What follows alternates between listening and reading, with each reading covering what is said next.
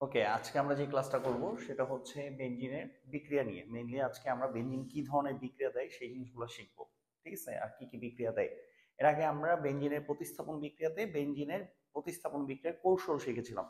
তো আজকে আমরা বিক্রিয়াগুলো শিখবো। মেইনলি বেনজিন কি কি বিক্রিয়া দেয় আর কি তৈরি করে সেগুলো শিখবো। এরপর আমরা হয়তো হার্টের নিয়ম শিখবো। তো চলো ক্লাস শুরু করি। দেখো, ক্লাসে যেগুলো লিখবো আবারও বলতেছি সেগুলো নোট খাতায় তুলে ফেলবো। তোমার নোট খাতাই হবে তোমার পড়ার খাতা। ওইটা পড়তে পারলেই তোমার মোটামুটি কমপ্লিট প্রিপারেশন হয়ে যাবে।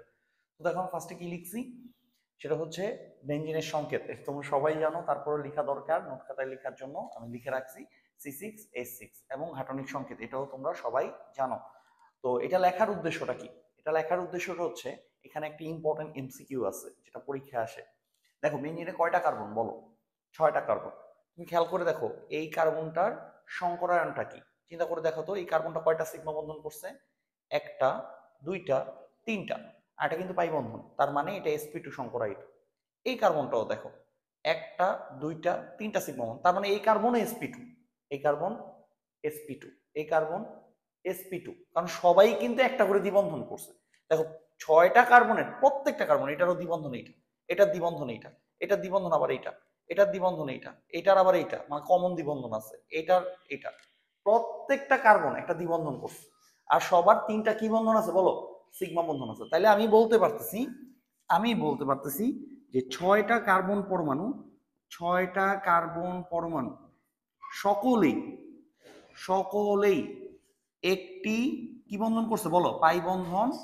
আর তিনটি কি বন্ধন করছে? তিনটি সিগমা বন্ধন করছে। একটি পাই আর তিনটি কি বন্ধন করছে? সিগমা বন্ধন করছে। তার মানে সকলেই sp2 সংকরায়িত। দেখো আমি কথাটা ঠিক লিখছি কিনা। এটা কিন্তু পরীক্ষায় আসবে যে বেঞ্জিনের প্রত্যেকটা কার্বন কোন সংকরায়িত হয়। সব কার্বনই sp2 সংকরায়িত হবে। 6টা কার্বন 6টা sp2। তো পরীক্ষায় যদি আসে বেঞ্জিন বলয়ে কয়টা sp2 সংকরণ ঘটছে? 6টা। অন্য কোনো সংকরণ ঘটে নাই, 6 কার্বনে 6টা sp2 ঘটছে। ক্লিয়ার? মনে থাকবে? এখন এখান থেকে আরেকটা এমসিকিউ পরীক্ষা আসে, সেটা হচ্ছে এই কার্বন কার্বন বন্ধনের দূরত্ব। ক্লিয়ার? মনে রাখবে বেঞ্জিন বলয়ে কার্বন কার্বন বন্ধনের দূরত্ব হচ্ছে, কার্বন কার্বন বন্ধনের দূরত্ব হবে 0.139 ন্যানোমিটার। বেঞ্জিন বলয়ে কার্বন কার্বন বন্ধনের দূরত্ব হচ্ছে 0.139 ন্যানোমিটার।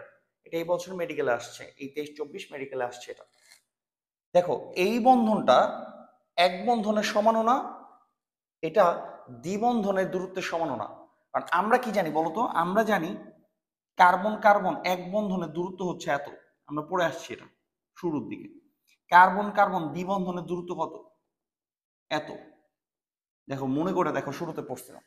বাট বেঞ্জিন বলয় কার্বন কার্বনের মধ্যবর্তী দূরত্ব এই দুটার কি মাঝামাঝি, এই দুটার মাঝামাঝি হবে এই 0.139। ঠিক আছে? প্রত্যেকটার এই ক্ষেত্রেও যা এই ক্ষেত্রেও তা, আবার এখানে কম এখানে বেশি এরকম না কিন্তু। এই ক্ষেত্রেও যা এই ক্ষেত্রেও তা, কারণ কি বেঞ্জিন বলয় রেজোনেন্স হয়। আমরা জানি দ্বিবন্ধন এখানেও থাকতে পারে, তখন এই দ্বিবন্ধন এখানে থাকবে, মানে ঘুরতে থাকে, দ্বিবন্ধন ঘুরতে থাকে। একটু পরেই আমরা সেটা দেখবো, এটা আমরা খুব ভালো মতোই জানি। তার মানে প্রত্যেকটা কার্বনে কার্বন কার্বন বন্ধন দূরত্ব, গড় বন্ধন দূরত্ব সমান, এবং সেটা হচ্ছে এটা এক বন্ধন আর দ্বিবন্ধনের মাঝামাঝি। এবং এটা খুবই ইম্পর্টেন্ট, মাথায় রাখবে এটা। বেঞ্জিনে এত, অ্যালকেনে এত, অ্যালকিনে এত, এগুলো মাথায় রাখতে হবে তোমাকে। ঠিক আছে? ক্লিয়ার? বুঝছো তোমরা? তো বন্ধন দূরত্বটা এমসিকিউর জন্য অনেক বেশি ইম্পর্টেন্ট। ঠিক আছে? আচ্ছা, এখন যেটা আমরা পড়বো, এখন আমরা যেটা পড়বো সেটা হচ্ছে, আমরা জানি বেঞ্জিনে মূল কাঠামো ঠিক রেখে এই পাই ইলেকট্রনগুলো, পাই ইলেকট্রনগুলো কই কই বলো তো? পাই ইলেকট্রনগুলো কই কই দেখাইতে পারি আমি? পাই ইলেকট্রন এই যে একটা পাই ইলেকট্রন, এই যে এক জোড়া পাই ইলেকট্রন, এই যে এক জোড়া পাই ইলেকট্রন, এই যে এক জোড়া পাই ইলেকট্রন। এই মূল কাঠামো ঠিক রেখে পাই ইলেকট্রন কি করে? সঞ্চরণশীল হয়। তাহলে বেঞ্জিন বলয়ে, বেঞ্জিন বলয়ে আমি কি লিখতে পারি? বেঞ্জিন বলয়ে মূল কাঠামো, মূল কাঠামো অপরিবর্তিত রেখে, অপরিবর্তিত রেখে পাই ইলেকট্রন, পাই ইলেকট্রন সঞ্চরণশীল হয়, সঞ্চরণশীল হয়। আমি ঠিক বলছি কিনা বলো? মূল কাঠামো অপরিবর্তিত থাকে আর পাই ইলেকট্রন সঞ্চরণশীল হয়। কিভাবে হয় একটু পরে আমরা দেখছি। এই ঘটনাটাকে কি বলে জানো? একেই বলা হয় রেজোনেন্স, একেই বলা হয় অনুরণন, অনুরণন বা রেজোনেন্স। একেই বলা হয় অনুরণন বা কি বলো, রেজোনেন্স। ওকে, এখন এটা কিভাবে হয়, এটা কিভাবে হয় সেটা আমরা একটু দেখবো। ঠিক আছে, যদিও এটা পরীক্ষার জন্য এত বেশি ইম্পর্টেন্ট না, বেঞ্জিন কিভাবে রেজোনেন্স দেয় চিত্রগুলো এত ইম্পর্টেন্ট না, বাট জাস্ট আমাদের জানার জন্য, আমাদের বোঝার জন্য আর কি। ঠিক আছে, দেখো খুব মনোযোগ দিয়ে দেখো, এটা একটা বেঞ্জিন বলয়,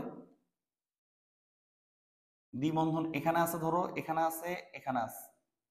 এই দ্বিবন্ধন এইখানে দেখো, এই দ্বিবন্ধন এখানেও থাকতে পারে, এখানেও থাকতে পারে, এখানেও থাকতে পারে, ঘুরে গেছে কিন্তু, খেয়াল করো। এই জিনিসটাকে আমরা এইভাবে প্রকাশ করি, মাঝখানে এরকম একটা দাগ দিয়ে প্রকাশ করা হয়।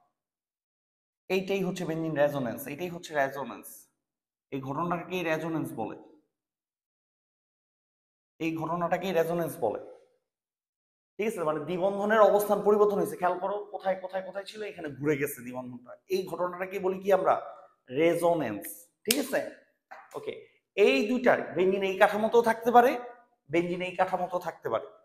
তা আমরা কোন কাঠামোতে আঁকবো? আমরা এই দুইটার একটাও আঁকি না, এই দুইটাকে একসাথে মিন করে কোনটা জানো? এটা, এই যে দেখো আমরা যেটা লিখি, আমরা নর্মালি বেঞ্জিনকে দেখবা 9-10 থেকে এইভাবে লিখে আসছি।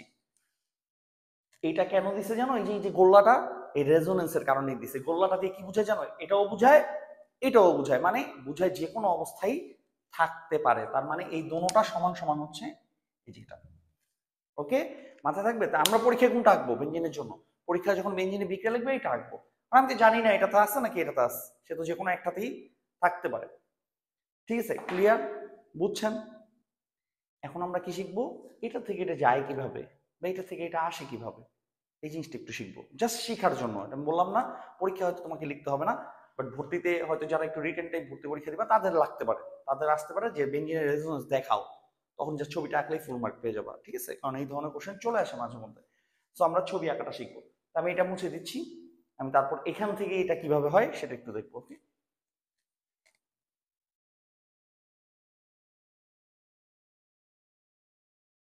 আমাদের কি পড়বো আমরা এখন বলো তো?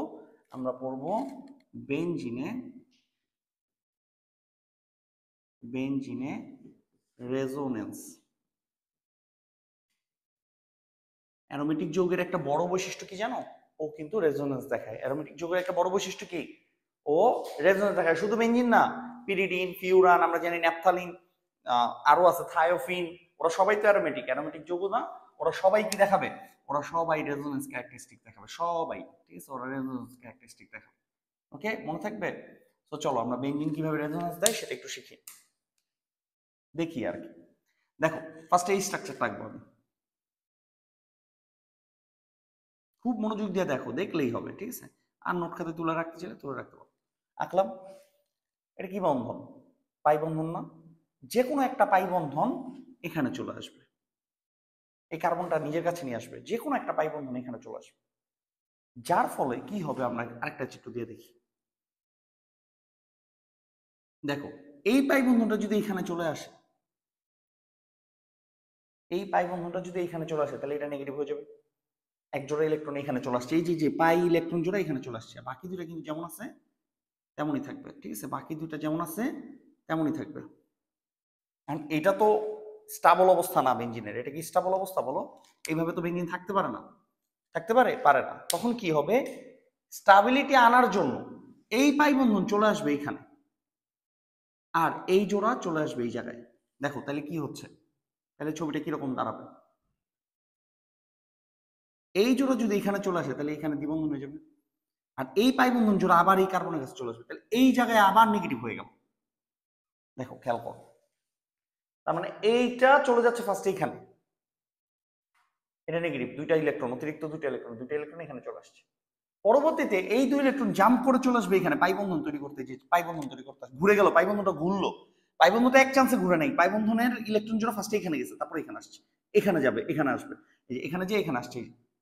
এখন এখানে আবার এখানে কার্বনের পাই জোড়া বেশি হয়ে যাচ্ছে না, তখন এই পাই বন্ধন ভেঙে আবার এখানে আসবে, এই যে আসছে। দেখো দেখো বুঝছো কিনা? এই পাই বন্ধন, এই ইলেকট্রন জোড়া যখন এখানে পাই করছে তখন এই পাই ভেঙে এখানে আবার ইলেকট্রন জোড়া তৈরি করছে। এখন কি হবে বলো, এখন কি হবে? আবার সেম, এই ইলেকট্রন জোড়া তো আর আমরা থাকতে পারবো না, এটা পাই করতে হবে। এইটা চলে আসবে এই জায়গায় পাই বন্ধন তৈরি করতে। আর এইখানে যদি পাই বন্ধন হয়, এই পাই বন্ধন কি থাকতে পারবে? পারবে না। তখন এই পাই বন্ধন ভেঙে আবার চলে আসবে এখানে। আলটিমেটলি তাহলে আমরা কি পাইলাম? দেখি আমরা কি পাই। এখানে হয়ে যাবে দ্বিবন্ধন, এটা তো আগে দ্বিবন্ধন হয়েছিল, এইখানে এটা চলে আসছে। দেখো ঠিক আছে কিনা, দেখো এখন, এখন কি হবে? এই যে আবার এটা এখানে ফিল আপ করে দিবে। এখানে যদি এটা ফিল আপ করে দেয় আমরা কি পাচ্ছি?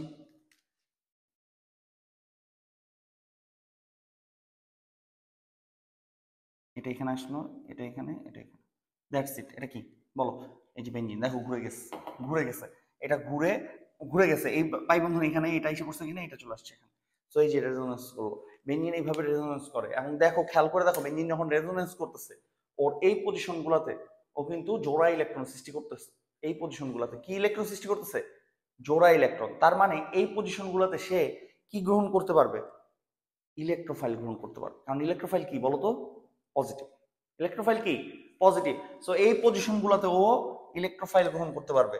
এই কারণে দেখবা এই বেঞ্জিন ইলেকট্রোফিলিক কি দেয়? প্রতিস্থাপন বিক্রিয়া দেয়, এবং সিগমা কমপ্লেক্স নামক একটা যৌগ সৃষ্টি করে বিক্রিয়ার মাঝে, রাইট? এই যে এই অবস্থায় সিগমা কমপ্লেক্স সৃষ্টি হয়। এই রেজোনেন্স দেওয়ার কারণেই সে সিগমা কমপ্লেক্স সৃষ্টি করতে পারে এবং ইলেকট্রোফাইল নিজের শরীরে নিতে পারে। এই যে জায়গা তৈরি করতেছে ইলেকট্রোফাইল নেওয়ার, দেখছো? তো ইলেকট্রোফাইল নেওয়ার কিন্তু সে জায়গা তৈরি করতেছে, রাইট? সো তখনই সে সিগমা কমপ্লেক্স স্ট্রাকচার দেয়। দেখো এইভাবে বেঞ্জিন আমাদের কি করে? অনুসরণ করে। দরকার হলে খাতায় লিখে খুব মনোযোগ দিয়ে নিজেকে নিজে দেখাবো, এটা কিন্তু বই নেই। সো খুব মনোযোগ দিয়ে নিজেকে নিজে দেখবা যে কি হচ্ছে এখানে, আসলে কি হইতেছে। তাহলে তুমি নিজে বুঝে যাবে, এটা আমার পড়ানো লাগে না, ছবি দেখে নিজে নিজে বুঝে যায় কি হচ্ছে আসলে। এটা এখানে যাচ্ছে, হ্যাঁ, এটা এখানে আসতেছে, এটা আবার ভেঙে এখানে যাচ্ছে, এটা এখানে আসতেছে, তখন এটা এখানে যাচ্ছে, এটা আবার এখানে আসতেছে, মানে ঘুরতেছে জিনিসটা। তুমি নিজেও এটা চাইলে বুঝতে পারবো ছবি এঁকে। দেখো বুঝছো কিনা? এটা হচ্ছে বেঞ্জিনের কি? রেজোনেন্স। ওকে, ওকে, এখন আমরা যেটা পড়বো, তো রেজোনেন্স দেখলাম কার? বেঞ্জিনের, রাইট? আরো তো পিরিডিনের রেজোনেন্স হয়, ফিউরানের রেজোনেন্স হয়, তারপর হচ্ছে ধরো থায়োফিনের রেজোনেন্স হয়, সবারই রেজোনেন্স হয়। কারণ অ্যারোমেটিক যৌগের একটা বড় বৈশিষ্ট্য কি? ওদের সঞ্চরণশীল কি ইলেকট্রন থাকবে? পাই ইলেকট্রন থাকবে, মানে রেজোনেন্স হবেই। সো ওদের বাকি যারা আছে তাদের রেজোনেন্স কি আমার পড়া লাগবে? না, বাকিগুলোর রেজোনেন্স আমার তেমন পড়া লাগবে না। বাট আমি তোমাকে যখন হাকেল নিয়ম পড়াবো অ্যারোমেটিসিটি, তখন আমি হয়তোবা তোমাকে এটা এক্সট্রা আমি দেখাই দিব কিছু রেজোনেন্স, এমনি জানার জন্য যে ওরা কিভাবে রেজোনেন্স দিচ্ছে, ঠিক আছে? বাট একটু পর্যন্তই তোমার মেনলি পড়তে হবে, বেঞ্জিনের রেজোনেন্স পর্যন্ত, ঠিক আছে? সো দেখো বুঝছো কিনা, একটু অল্প জিনিস পড়ছি, জাস্ট আমাদের বেসিক গ্রো করতেছি। ওকে, ওকে, এখন আমরা যেটা পড়বো সেটা হচ্ছে বেঞ্জিনের রাসায়নিক বিক্রিয়া। বেঞ্জিনে কি কি রাসায়নিক বিক্রিয়া সংঘটিত হয়, মানে বেঞ্জিন কি কি ধরনের বিক্রিয়া দেয়, আমরা সেটা দেখবো, ঠিক আছে? তো আমরা কি জানি বলতো? বেঞ্জিন মূলত ইলেকট্রোফিলিক প্রতিস্থাপন দেয়, কারণ আমরা জৈব বিক্রিয়ার কৌশলে এটা শিখে আসছি যে বেঞ্জিন মূলত ইলেকট্রোফিলিক প্রতিস্থাপন বিক্রিয়া দেয়। বাট প্রতিস্থাপন ছাড়াও বেঞ্জিন আরো এক ধরনের বিক্রিয়া দেয়, সেটা হচ্ছে সংযোজন বিক্রিয়া। তো আজকে শুরুতে আমরা বেঞ্জিনের কি দেখবো জানো? সংযোজন বিক্রিয়া। তো দেখো বেঞ্জিন কয় ধরনের বিক্রিয়া দেয়? দুই ধরনের, সংযোজন, প্রতিস্থাপন। আমরা এখন দেখবো হচ্ছে বেঞ্জিনের সংযোজন বিক্রিয়া। সংযোজন, সংযোজন বিক্রিয়া। বেঞ্জিন কি কি সংযোজন বিক্রিয়া দেয় সেটা দেখবো। ওকে, তুমি মনে রাখবা বইয়ে তিনটা সংযোজন বিক্রিয়া দেওয়া আছে, আমাদের দুইটা পড়লেই হয়ে যাবে। সো সেই দুটাই আমরা মেনলি পড়বো, ঠিক আছে? তো এক নাম্বার কোন সংযোজন পড়বো? ক্লোরিন সংযোজন। বেঞ্জিনে ক্লোরিন সংযোজন, ঠিক আছে? তাহলে এক নাম্বার পড়বো আমরা Cl2 সংযোজন। বেঞ্জিনে Cl2 সংযোজন কিভাবে হয়? ওকে, বেঞ্জিনের কি সংযোজন বলো? ক্লোরিন সংযোজন পড়বো। ক্লাসের সাথে সাথেই পড়ে ফেলো, অলমোস্ট পড়ে ফেলো, হ্যাঁ, কারণ এগুলো ইম্পর্টেন্ট। তো বেঞ্জিনে ক্লোরিন সংযোজন করলে কি ঘটে? দেখো বেঞ্জিন, আমরা জানি এটা বেঞ্জিন, এটা হচ্ছে আমাদের বেঞ্জিন।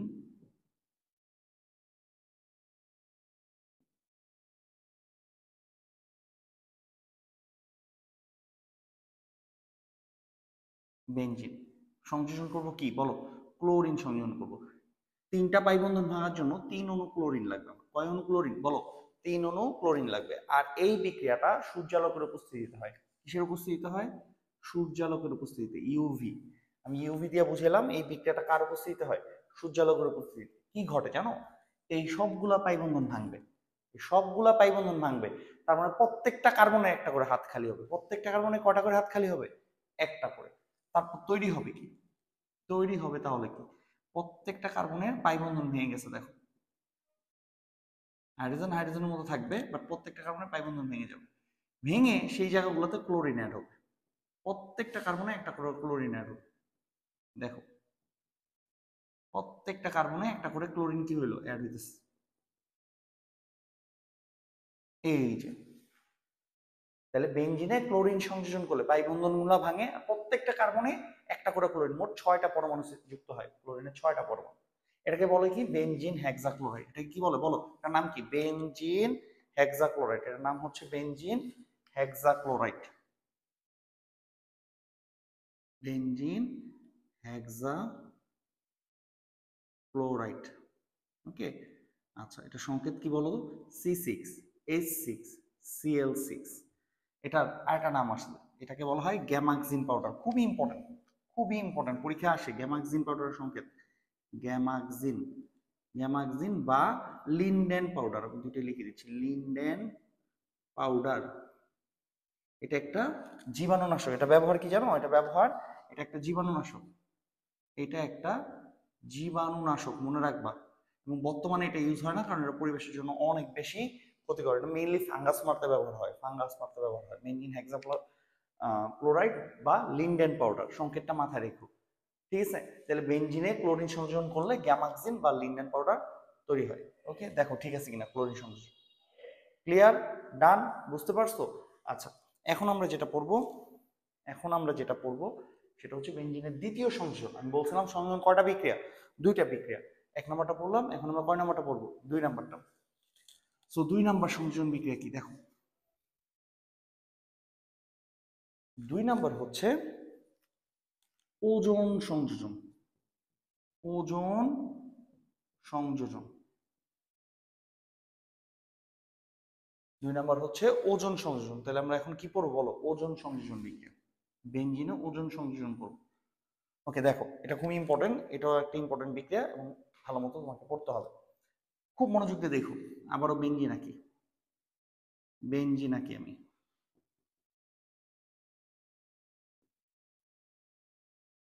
দ্বিবন্ধনগুলা ক্রমান্বয়ে দিতে হবে, দ্বিবন্ধনগুলা ক্রমান্বয়ে তোমাকে দিতে হবে। ওকে, এখন কি সংযোজন করবো? ওজন। 3টা দ্বিবন্ধন, তাহলে এবারও 3টা ওজন দিব, 3টা ওজন দিব। এই বিক্রিয়া কার উপস্থিতি হয়? CCl4। তোমরা জানো ওজোনোলাইসিস, ওজন সংযোজন CCl4 এর উপস্থিতি হয়, CCl4। ওকে, কার্বন টেট্রাক্লোরাইড। কি হয় শিখাইছিলাম তোমাদের, মনে করে দেখো। এই যে দ্বিবন্ধনগুলা, তোমাদের ওজোনোলাইসিস শিখাইছিলাম কিভাবে এই দ্বিবন্ধনগুলো উধাও করে দিবা। এই দ্বিবন্ধনগুলো উধাও করে দিয়ে হুবহু আঁকবা। যেমনি এটা আঁকছো এমনি আঁকবা, বাট দ্বিবন্ধনগুলো থাকবে না, এক বন্ধন থাকবে। এই দেখো, এক বন্ধন থাকবে, কিন্তু মাঝখানে যে দ্বিবন্ধনগুলা ওগুলা থাকবে না। দ্বিবন্ধনগুলো উধাও করে দিছি। দেখো, দ্বিবন্ধন 3টা উধাও করে দিছি। তারপর কি করব? প্রত্যেকটা দ্বিবন্ধনের জায়গায় একটা ঘর রাখতে হবে। কি দিয়ে? ওজন দিয়ে।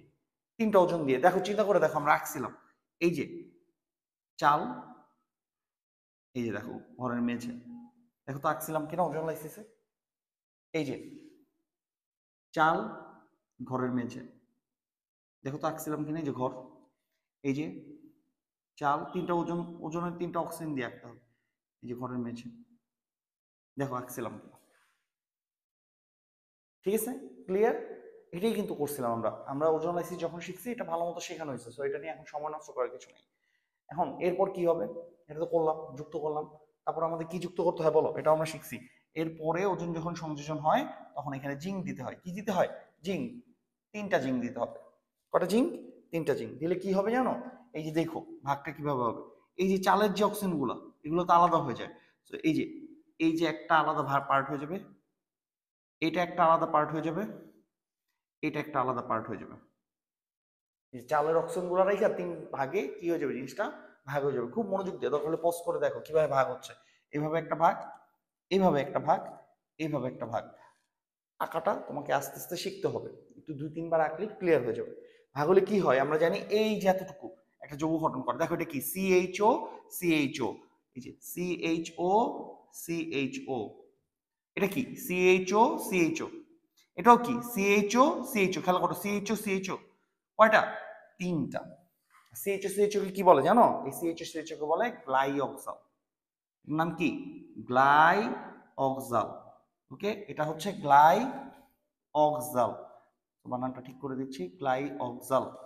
আর 3টা চালের যে অক্সিজেন, এই তিনটা জিঙ্কের সাথে যুক্ত হয়ে 3টা জিঙ্ক অক্সাইড তৈরি করবে। 3টা কি অক্সাইড বলো, জিঙ্ক অক্সাইড সৃষ্টি করবে। ক্লিয়ার?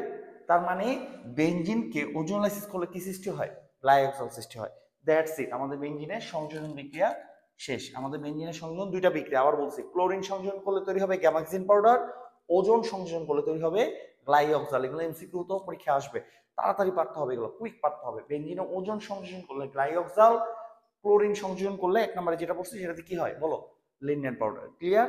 তো আমাদের বেনজিনের কি শেষ হলো, সংযোজন বিক্রিয়া শেষ হলো। ওকে, আমরা এখন যেটা পড়বো সেটা হচ্ছে বেনজিনের দ্বিতীয় বিক্রিয়া। আমরা জানি বেনজিন মূলত ইলেকট্রোফিলিক প্রতিস্থাপন বিক্রিয়া দেয়, প্রতিস্থাপন বিক্রিয়াগুলো পড়বো। অলরেডি আমরা আমাদের অফলাইন ক্লাসে যখন জৈব বিক্রিয়া কৌশল শিখছি, প্রত্যেকটা প্রতিস্থাপন বিক্রিয়া কৌশল আমরা শিখে ফেলছি, প্লাস প্রতিস্থাপন বিক্রিয়া আমরা শিখে ফেলছি। তো তারপরে আবার আমরা একটু কুইক রিভিশন দিব, যেহেতু আমাদের একটা কমপ্লিট নোট, সো নোটের মধ্যে আমাদের প্রতিস্থাপন বিক্রিয়া থাকবে। বাট এখন শুধু আমরা বিক্রিয়াটা পড়বো, শুধু স্ট্রাকচারটা পড়বো, বিক্রিয়ার স্ট্রাকচার, মানে বেনজিন কি কি প্রতিস্থাপন দেয় জাস্ট ওটুকু পড়বো। এগুলো তোমরা সবই পারো, সো আমরা কুইক চলে যাই প্রতিস্থাপন বিক্রিয়াতে। ঠিক আছে, দেখো এটা আমরা কিভাবে পড়বো এখন। দেখো, আমরা সবার আগে এখানে একটা বেনজিন আঁকি, বড় করে একটা বেনজিন আঁকি। এই যে আমাদের বেনজিন, বেনজিন বেনজিন কি বিক্রিয়া দিবে বলো তো, প্রতিস্থাপন। কয়টা প্রতিস্থাপন দেয় বলো, আমরা কয়টা শিখছিলাম, 5টা প্রতিস্থাপন দিবে। বেনজিন কয়টা প্রতিস্থাপন দিবে, 5টা। তো আমরা এখানে প্রতিস্থাপন দেখানোর জন্য এরকম 5টা ভাগে ভাগ করে ফেলি জায়গায়, 1টা 2টা 3টা 4টা 5টা। ঠিক আছে, 5 ভাগে আমরা কি করে দিছি, ভাগ করে দিছি। দেখো ঠিক আছে কিনা, ঠিক আছে। তো প্রথম যেটা দেয় বলো, সেটা নাম কি, প্রথম বিক্রিয়াটার নাম কি, হ্যালোজিনেশন। আমরা কি জানি, প্রথম বিক্রিয়াটাকে বলা হয় হ্যালোজিনেশন, মানে হ্যালোজেন যুক্ত করা, সেটাকে বলা হয় কি, হ্যালোজিনেশন। রাইট? তাহলে প্রথম বিক্রিয়া কি যুক্ত হয় বেনজিনে, হ্যালোজেন প্রতিস্থাপিত হয়। X2 কার উপস্থিতিতে, অ্যালুমিনিয়াম ক্লোরাইডের উপস্থিতিতে কি সংযোজন হয়, প্রতিস্থাপন হয়। কি প্রতিস্থাপন হয়, হ্যালোজিনেশন। আমরা কি জানি, বেনজিনে এখান থেকে একটা হাইড্রোজেন চলে যায়, আমরা শিখছি, দেখো ওগুলো শিখছি কিনা। প্রতিস্থাপন হলে কি তৈরি হয়, বেনজিনে এখান থেকে একটা হাইড্রোজেন চলে যায়, আর যার বদলে, হাইড্রোজেনের বদলে কি যুক্ত হয়, হাইড্রোজেনের বদলে এই হ্যালোজেনটা যুক্ত হয়, হাইড্রোজেনের বদলে হ্যালোজেনটা যুক্ত হয়। দেখো ঠিক আছে কিনা, আমরা শুধু মেইন প্রোডাক্টটা লিখবো।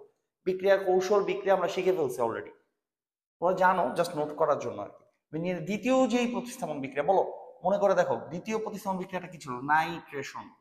নাইট্রেশন, নাইট্রেশনে আমরা জানি HNO3 দিয়ে বিক্রিয়া করি। কি দিয়ে বিক্রিয়া করি বলো, HNO3।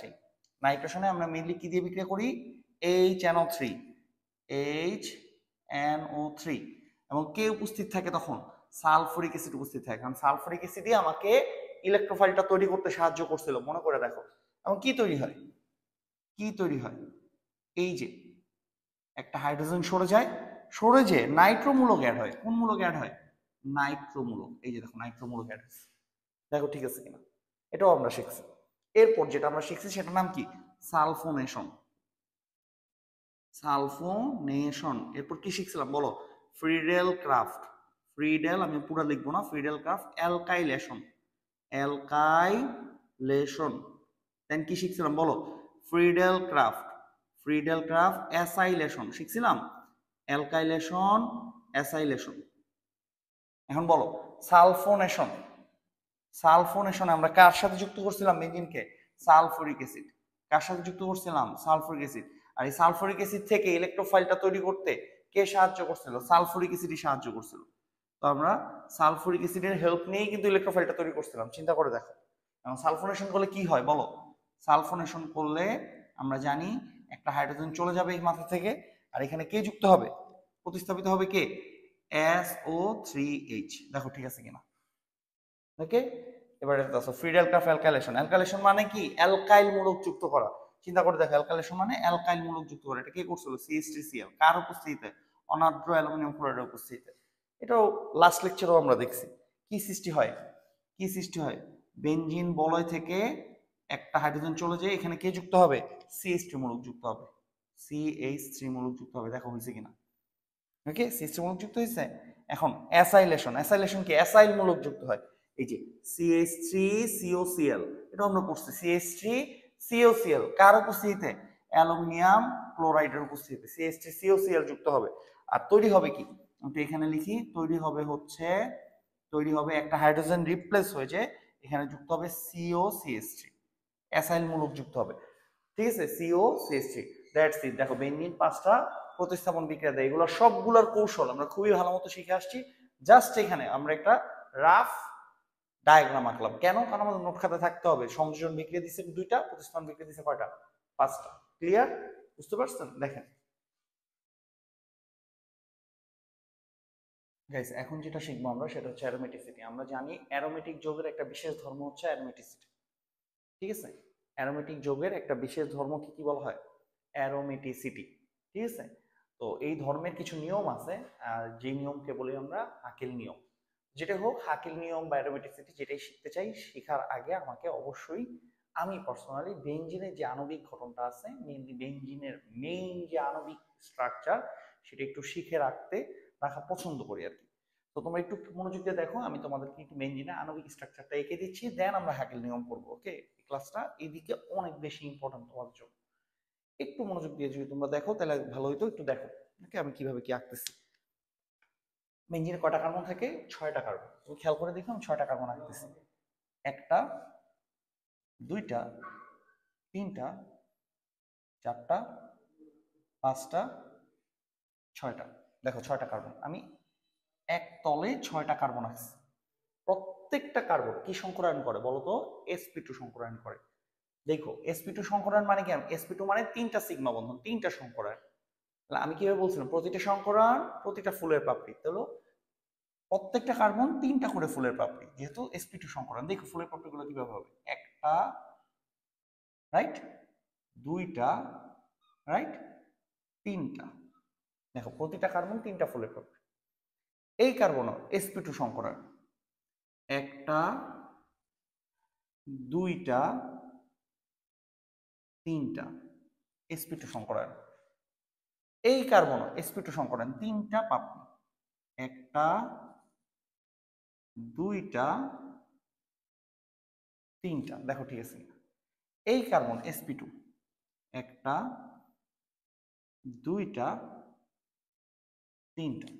এই কার্বন sp2, একটা, দুইটা, একটা ওর দিকে, তিনটা। এই কার্বন একটা, দুইটা,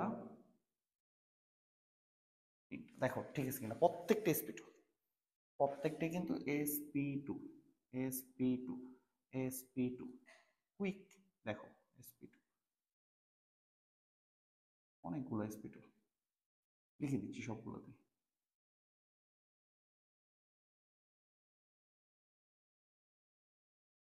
সবগুলো সিগমা বন্ধন। দেখো মুখোমুখি অতিক্রম। ওকে, 6টা কার্বনে 6টা হাইড্রোজেন থাকে। এই যে দেখো, এই যে একটা হাইড্রোজেন দেখা যাচ্ছে, এই যে একটা হাইড্রোজেন, এই যে একটা হাইড্রোজেন, এই যে হাইড্রোজেন, এই যে হাইড্রোজেন, এই যে হাইড্রোজেন। সবগুলো কিন্তু এক তলে, খেয়াল করো, এক তলে। ঠিক আছে, প্রত্যেকটার মধ্যে একটা করে হাইড্রোজেন আছে, খেয়াল করো। তো এই যে বন্ধনগুলো মুখোমুখি অতিক্রমণের ইলেকট্রনগুলো।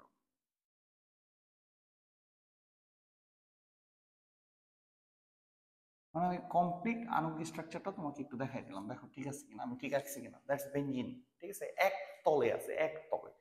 ওকে, এখন দেখো, এটা তো একটা, 3টা করে সিগমা বন্ধন করে। প্রত্যেকটা কার্বন 3টা করে সিগমা বন্ধন করছে, দেখাই ফেলছে।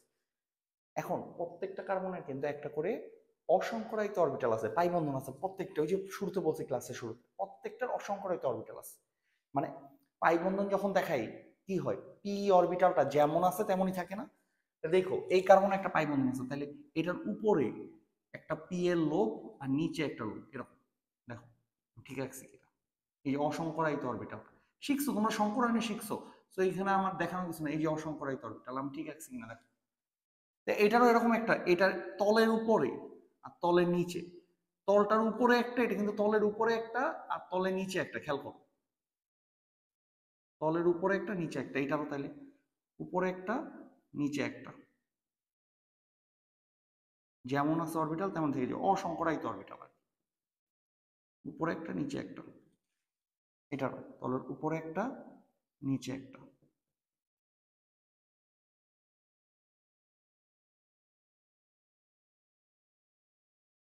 উপরে একটা নিচে একটা।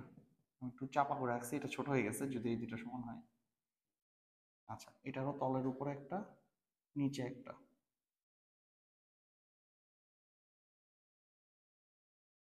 তো এই প্রত্যেকটা হচ্ছে অসংকরায়িত অরবিটাল।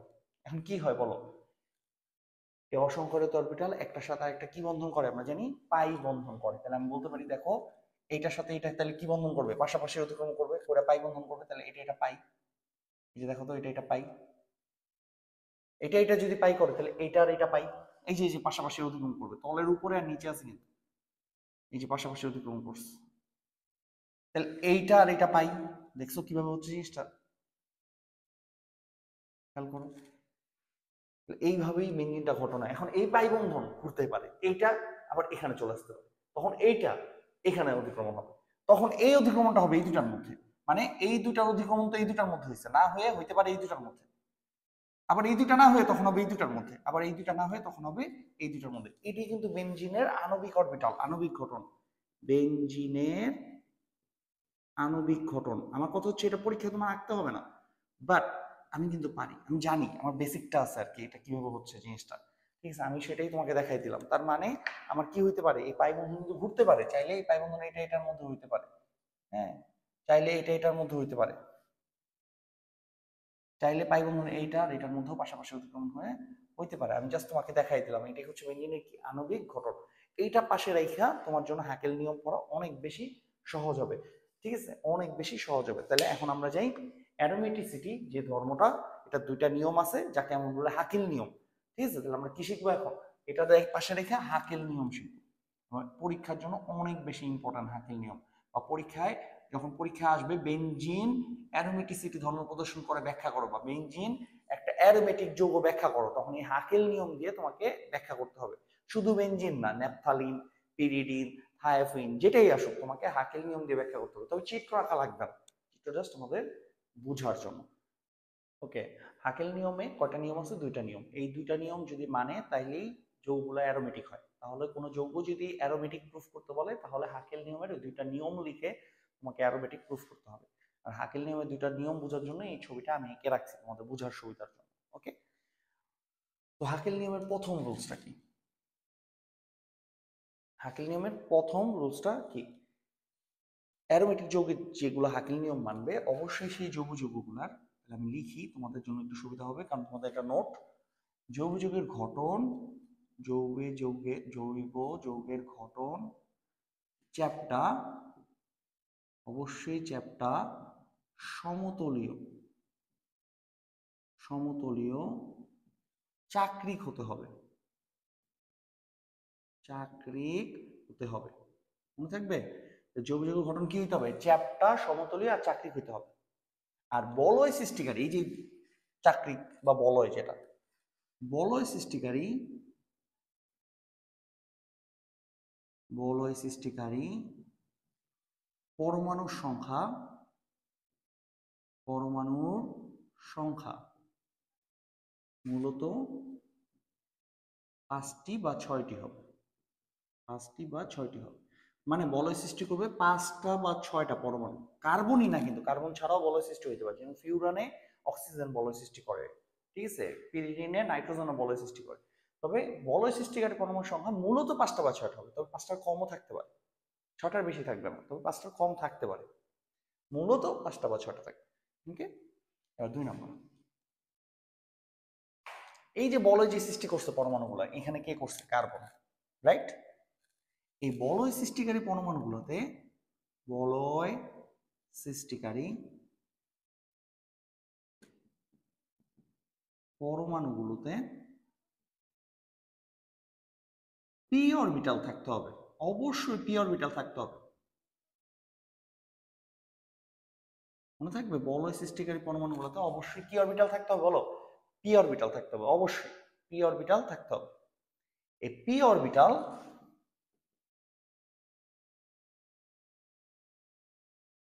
অরবিটাল মূল বলয়ের তলের, খেয়াল করে দেখো এই যে এই জন্য আঁকছি আমি, এই যে পি অরবিটাল মূল যে তলটা আঁকছিলাম ফার্স্টে এই পাই বন্ধন আঁকার আগে, ওই তলের উপরে একটা লোব দিছিলাম, নিচে একটা লোব, রাইট? বলছিলাম কি তলের উপরে এই লোবগুলো কিন্তু একটা এইদিকে একটা ওইদিকে, একটা এইদিকে একটা ওইদিকে, তলের মধ্যে কার্বন গুলো আছে। মূল তলের পি অরবিটালের একটা লোব থাকবে উপরে, একটা থাকবে কই নিচে, এই যে উপরে আর নিচে। তাহলে পি অরবিটাল মূল বলয়ের যে তল, সেই তলের উপরের ও নিচের জায়গায় অবস্থান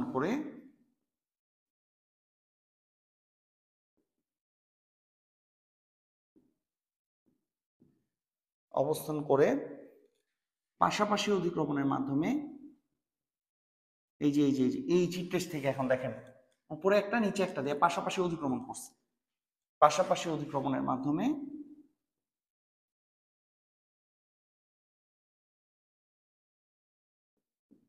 আণবিক অরবিটাল গঠন করবে। এই যে এটা যেরকম করছে আণবিক গঠন করছে, আণবিক অরবিটাল গঠন করবে।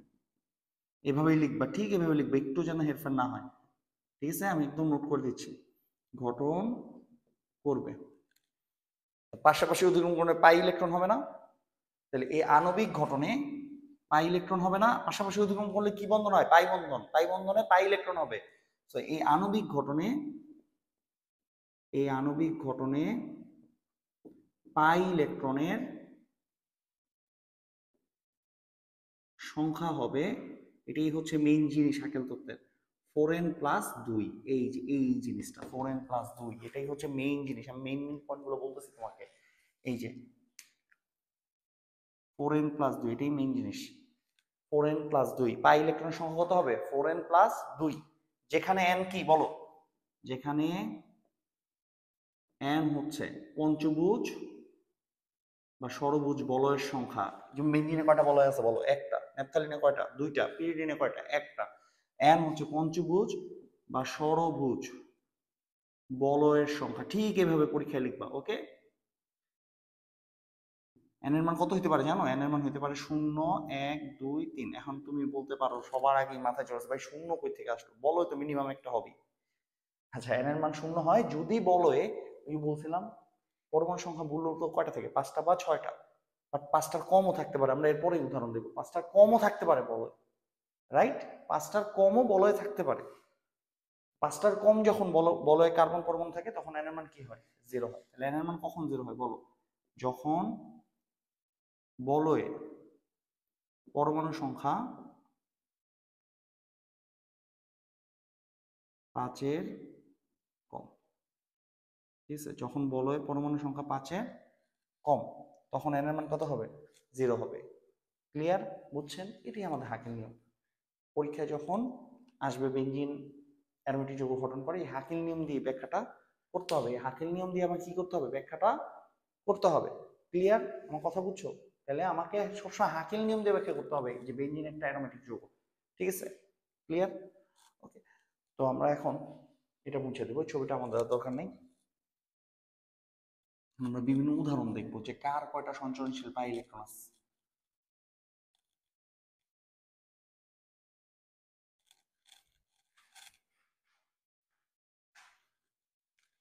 ফার্স্ট একটা উদাহরণ দেখি, খুবই ইম্পর্টেন্ট একটা উদাহরণ।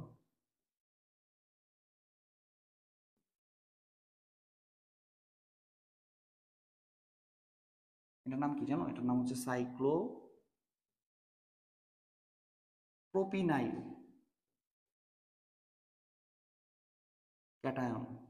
সাইক্লোপ্রোপিনাইল ক্যাটায়ন, এটা কিন্তু একটা ক্যাটায়ন।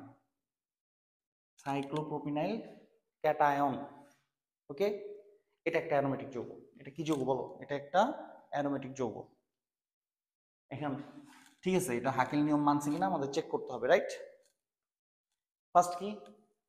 ঘটন চ্যাপ্টার সমতুল্য চাকরি, হ্যাঁ এটা চ্যাপ্টার সমতুল্য চাকরি সব ঠিক আছে, কিন্তু এখানে একটা জিনিস মানে নাই, সেটা হচ্ছে বলয় সৃষ্টিকারী পরমাণুর সংখ্যা 5 বা 6 না, মূলত 5-6 হয়, তো 5-এর কম হইতে পারে, এটাতে 5-এর কম।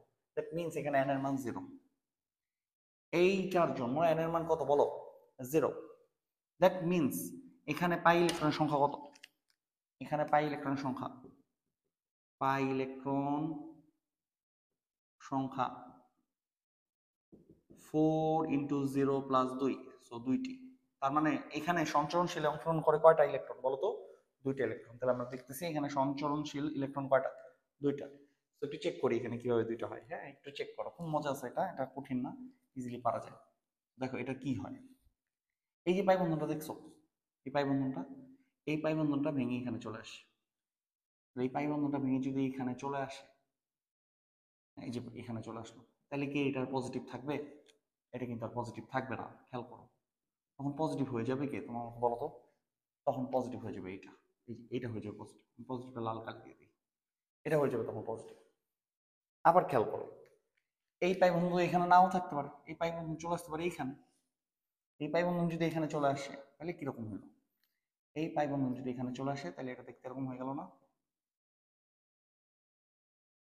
এইখানেও চলে আসছে পাই বন্ধন, রাইট? তখন পজিটিভ হয়ে যেতেছে কোনটা? এটা না? খেয়াল করে দেখো, এই সাইক্লোপ্রোপিনাইল ক্যাটায়ন যেটা, এটা সাইক্লোপ্রোপিনাইল ক্যাটায়ন যেটা, এখানে এটাও পজিটিভ হইতে পারে, এই কার্বনও পজিটিভ হইতে পারে, এই কার্বনও পজিটিভ হইতে পারে। কিভাবে হইতেছে এই জিনিসটা, ঘুরতেছে কিভাবে?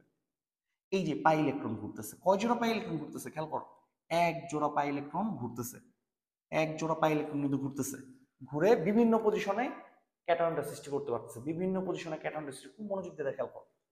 সঞ্চরণশীল ইলেকট্রন কয়টা? 2টা। যেহেতু সঞ্চরণশীল ইলেকট্রন আছে আর 4n+2 সংখ্যক কি, তার মানে হাকেল নিয়ম মানছে। হাকেল নিয়ম অনুযায়ী 4n+2 সংখ্যক সঞ্চরণশীল থাকতে হবে, না আছে 4n+2 সংখ্যক 2টা, তো এটা কিন্তু হাকেল নিয়ম মানছে। সো সাইক্লোপ্রোপিনাইল ক্যাটায়ন একটা অ্যারোমেটিক যৌগ। তাহলে পরীক্ষায় যখন আসবে এটা একটা অ্যারোমেটিক যৌগ, ব্যাখ্যা করো, কি লিখবা? এটা একটা অ্যারোমেটিক যৌগ কারণ এটা চ্যাপ্টার সমতুল্য চাকরি, 1 নম্বর পয়েন্ট দিবা। 2 নম্বর পয়েন্ট দিয়ে লিখবা যে এখানে বলয় সৃষ্টিকারী পরমাণুতে পি অরবিটাল আছে এবং পি অরবিটালে 4n+2 সংখ্যক পাই ইলেকট্রন আছে। তারপর লিখবা এই যৌগের জন্য n এর মান 0, কারণ এখানে বলয় সৃষ্টিকারী কার্বন মানে পরমাণু সংখ্যা 5-এর কম। দেন তুমি পাই ইলেকট্রনের সংখ্যা বাইর করবা, পাই ইলেকট্রন সংখ্যা কয়টা? 2টা, রাইট? তারপর দেখা লিখবা যে এটা হাকেল নিয়ম মানছে, এই কারণে এটা কি একটা অ্যারোমেটিক যৌগ। এই ছবি রেজোনেন্সের ছবি দিলে ভালো, না দিলে সমস্যা নেই, রেজোনেন্সের ছবি দিতে হবে এমন কোনো কথা না, ঠিক আছে? কারণ সবকিছু রেজোনেন্স তুমি পারবা এমন না, বাট দেখো এটা বুঝছো কিনা। ওকে, এখানে সঞ্চরণশীল পাই ইলেকট্রন কয়টা? 2টা, এবং আমি রেজোনেন্স দিয়ে তোমাকে দেখাই দিচ্ছি সঞ্চরণশীল পাই ইলেকট্রন কয়টা? 2টা। এরপরে আসি, বেনজিনের রেজোনেন্স তো আমরা দেখছি, রাইট? এখন আমরা দেখবো হচ্ছে পিরিডিনের রেজোনেন্স, একটু খেয়াল করো। পিরিডিন দ্রুত দেখো, পিরিডিনে কিভাবে হয়, এটা না পিরিডিন, নাইট্রোজেন থাকে এরকম,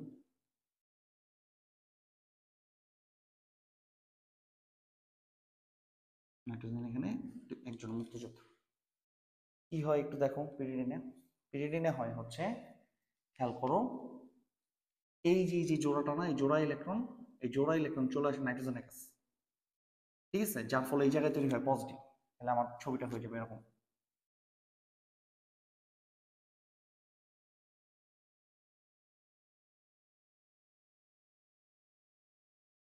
এই যে হয়ে যাবে পজিটিভ। ওকে, এই দুইটা যেমন আছে তেমন। এখন এই পজিটিভ তো আর থাকতে পারবে না, যার কারণে এই যে এই দুইটা চলে আসবে এখানে, এই দুইটা যদি এখানে চলে আসে পরের স্টেপে কি হবে তাহলে?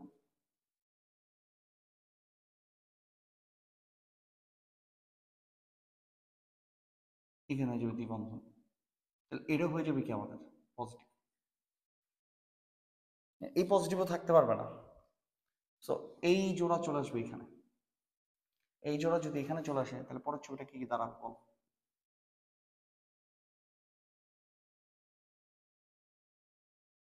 এখানে চলে আসবে, এখানে চলে আসবে, এটা হয়ে যাবে পজিটিভ। সেই পজিটিভও থাকতে পারবে না, তখন এই যে দুইটা অতিরিক্ত শুরুতেই মিছিল না, এই দুইটা চলে আসবে এই জায়গায়। তো পরের ছবিটা কি দাঁড়াচ্ছে?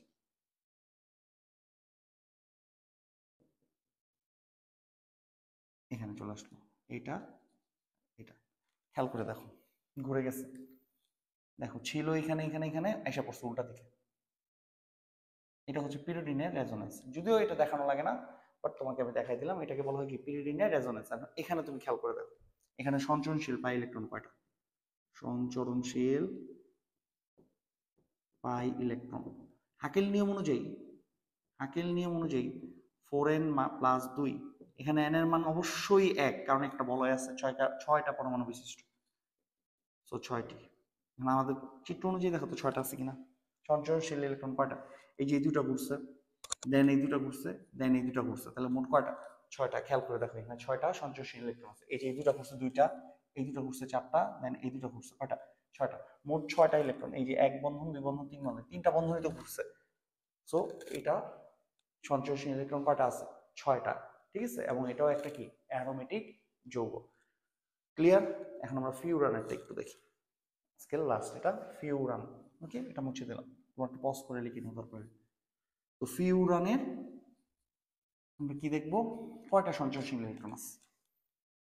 তো ফিউরান দেখতে কিরকম? এটা না ফিউরান, মাঝখানে অক্সিজেন,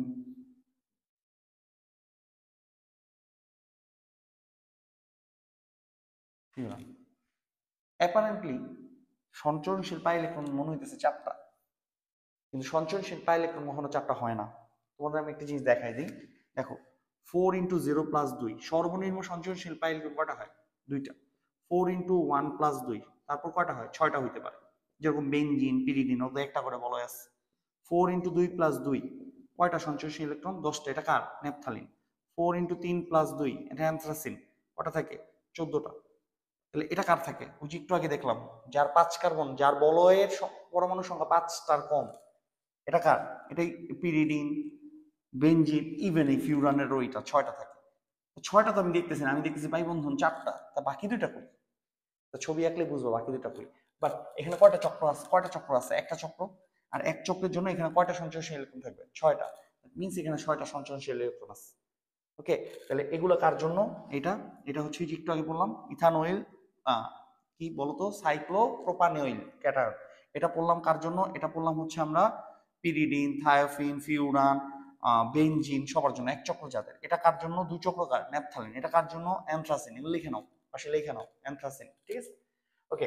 এটা দেখেন এটা কিভাবে হয়, এটা রেজোনেন্স কিভাবে হয়। এইটার রেজোনেন্সে এই অক্সিজেন এক জোড়া পাই ইলেকট্রন অংশগ্রহণ করে, এটা তোমার মাথায় রাখতে হবে। এটা রেজোনেন্সে 6টা ইলেকট্রন কে কি জানো? এই যে দুইটা, এই যে দুইটা, এই যে অক্সিজেনের এক জোড়া, অক্সিজেনের এক জোড়াও রেজোনেন্সে এখানে অংশগ্রহণ করে। ওকে, কারণ আমরা জানি মুক্ত জোড়ও আমরা জানি আণবিক অরবিটাল ঘটনা থাকে। ওকে, তো তোমরা যারা একটু ফিউরানের অ্যাটোমিটিসিটি বা ফিউরানের যে রেজোনেন্স এটা একটু দেখতে চাও, যে ফিউরানের 6টা ইলেকট্রন কিভাবে পাই ইলেকট্রন হয়, এই যে একটা, দুইটা, তিনটা, চারটা, এই যে অক্সিজেনের 2টা, 6টা দেখতে চাও, তারা একটু কুইক দেখো।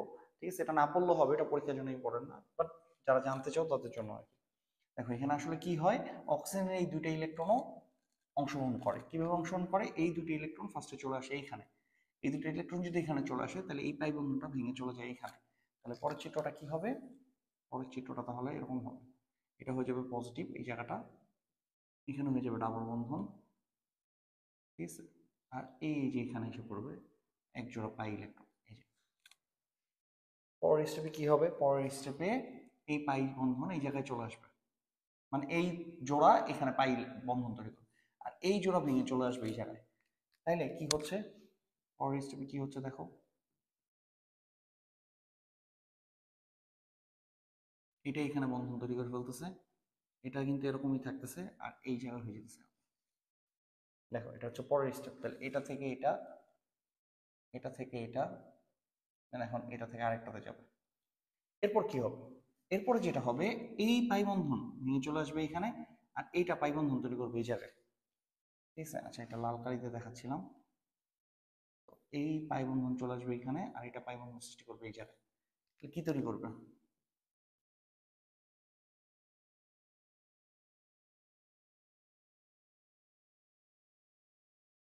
এইটা এসে পড়বে এরকম, আর এখানে একটা পাই বন্ধন সৃষ্টি হবে, এটা কিন্তু পজিটিভ পজিটিভ।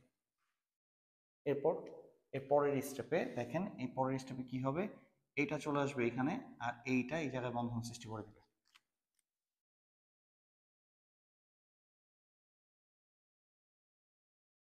এটা এখানে আসবে, এই জায়গায় এটা এক জোড়া সৃষ্টি করবে। দেখো খেয়াল করো, এটা পজিটিভ ভিতর দিয়ে হবে। দেখো এটা ঠিক আছে কিনা। এরপরের স্টেপে ডান, এটা চলে আসবে এখানে, পাই বন্ধন করে দিবে, এটা ওর পজিটিভনেসটা দূর করে দিবে। সো দেখো যেমন ছিল ফিউরন তেমনই হয়ে গেল। সো এভাবেই কি করতেছে সে, শুধু রেজোনেন্সটা দিচ্ছে। তোমার এতটুকু বললেই হচ্ছে, তোমার আর দরকার নেই। আর ফিউরানের এটা পড়ার দরকারও নেই, তুমি একটু ছবিটা নিজের খাতায় এঁকে একটু বোঝার চেষ্টা করে কি হয়েছে আসলে, তুমি দেখলেই বুঝতে পারবো। ওকে, আমাদের ক্লাস প্রায় আজকে শেষ। এখন তোমাদের এই ক্লাসের বাইরে আর কি কি নিজের থেকে পড়ে নিতে হবে আমি একটু তোমাকে লিখে দিতেছি। তোমাদের এই হাকেল নিয়ম হাজার স্যারের বই যে জায়গায় আছে, এরপরে দুইটা তিনটা জিনিস আছে, সেটা হচ্ছে এলিফেটিক আর অ্যারোমেটিক যৌগের পার্থক্য। এলিফেটিক আর অ্যারোমেটিক যৌগের পার্থক্য, এটা তোমাদেরকে সুন্দর করে পড়ে ফেলতে হবে। কার জন্য? এমসিকিউর জন্য। এলিফেটিক আর অ্যারোমেটিক যৌগের পার্থক্য, এটা তোমরা নিজে থেকে পড়বা, ঠিক আছে? এটা তোমাদের হোমওয়ার্ক থাকবে, এমসিকিউর জন্য পড়ে ফেলতে হবে, আমি কিন্তু পড়ে নেবো। ওকে, এখান থেকে এমসিকিউ আসবে পরীক্ষায়। সো তোমাদের নিজে থেকে এলিফেটিক অ্যারোমেটিক যৌগের পার্থক্যটা পড়ে নিতে হবে। এর আগে অ্যারোমেটিসিটি, রেজোনেন্স, অনেকগুলো সংজ্ঞা দেওয়া আছে, সেই সংজ্ঞাগুলো তোমাকে পড়ে নিতে হবে। তো কি বলছি বুঝছো? এটা তোমাদের হোমওয়ার্ক থাকবে, এলিফেটিক আর অ্যারোমেটিক যৌগের পার্থক্যটা। এটা কিসের জন্য পড়বা? এমসিকিউর জন্য পড়ে ফেলবা। ওকে, সো আজকে ক্লাস এখানেই শেষ।